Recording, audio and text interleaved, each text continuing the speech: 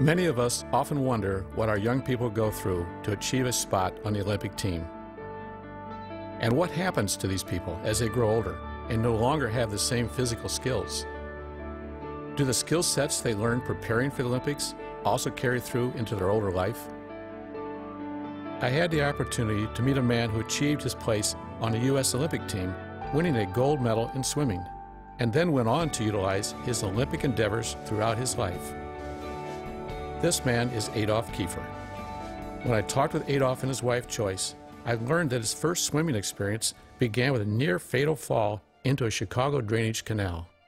And I ran over this thing, and by accident, I fell in.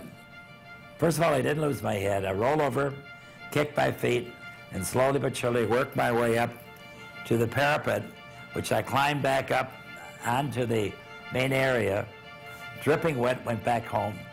That was the first time I ever swam in my life, swimming the backstroke. And the backstroke really became a natural for you, didn't it? Yeah, I thought I invented that stroke. Falling into the canal didn't deter Adolph from swimming again. Young Adolph was encouraged by his father to compete against his peers. That I was in a swimming meet, which is, my father was still alive, and I got second.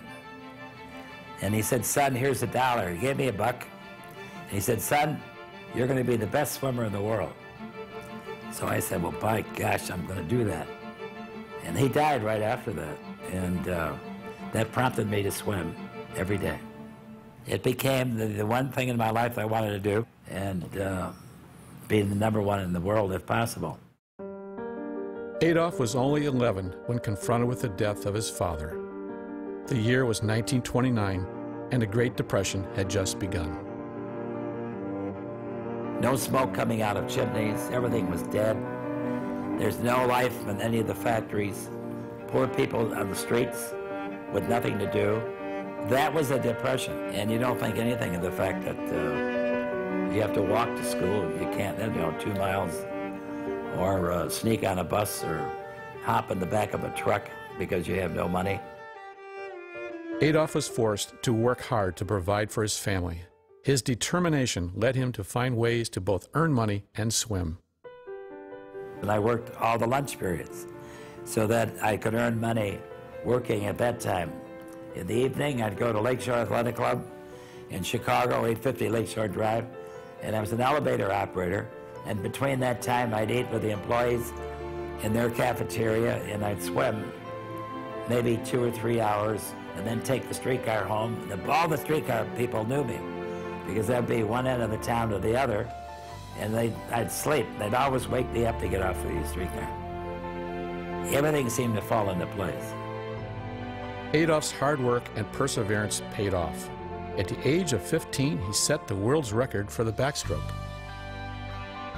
Adolph tells the story about, as a high school boy, he had been swimming very well.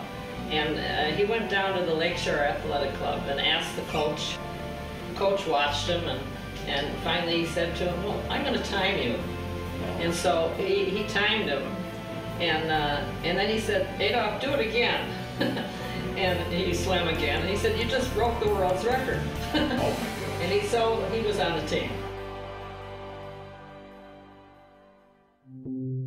The Olympic trials were in Rhode Island, and preparing for it, of course, was Lakeshore Athletic Club. Stan Browninger had more to do with anybody at that time.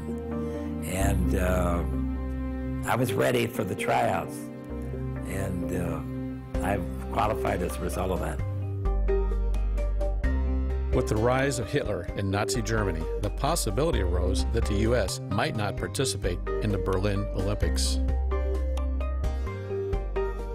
We didn't know we were going to leave on the SS Manhattan until the day that we sailed, because it had to be approved by the committee, the AAU, and the press in New York were opposed to sending a team to Germany. Even in 1936? 1936. My own relatives. One of them was a professor, the other was a school teacher, and they were whispering to me, said, Adolf Hitler is not what we think he is. He's burning our books. His symbol was supremacy.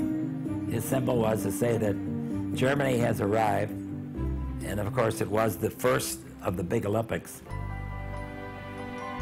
The Olympics were fantastic. Here I'm a little high school kid.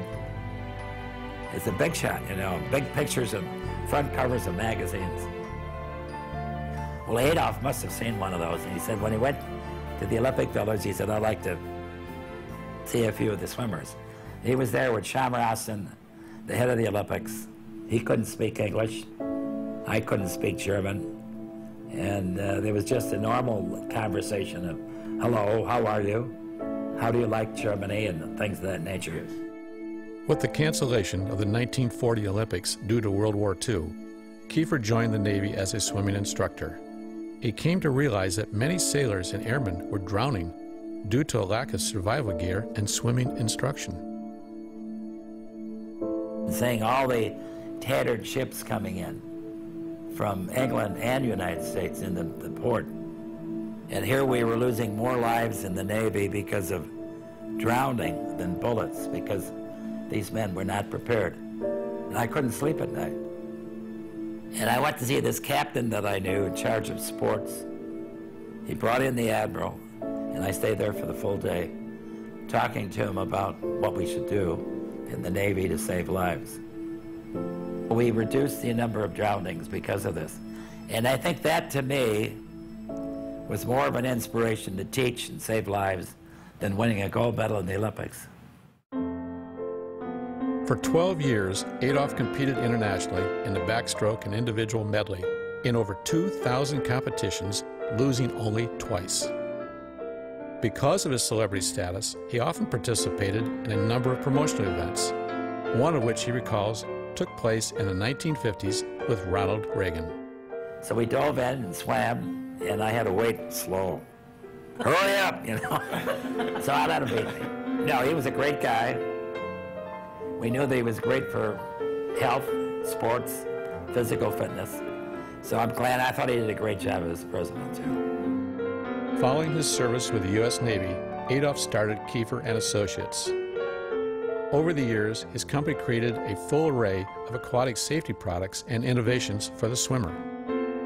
The Beijing Olympics used his lane buoys to reduce the swimmer's waves.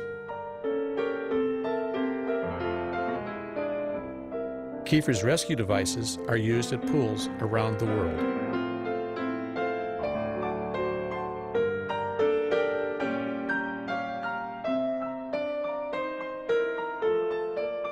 To this day, Adolph's passion continues in helping people become better swimmers and encouraging parents to take an active role in the development of their children.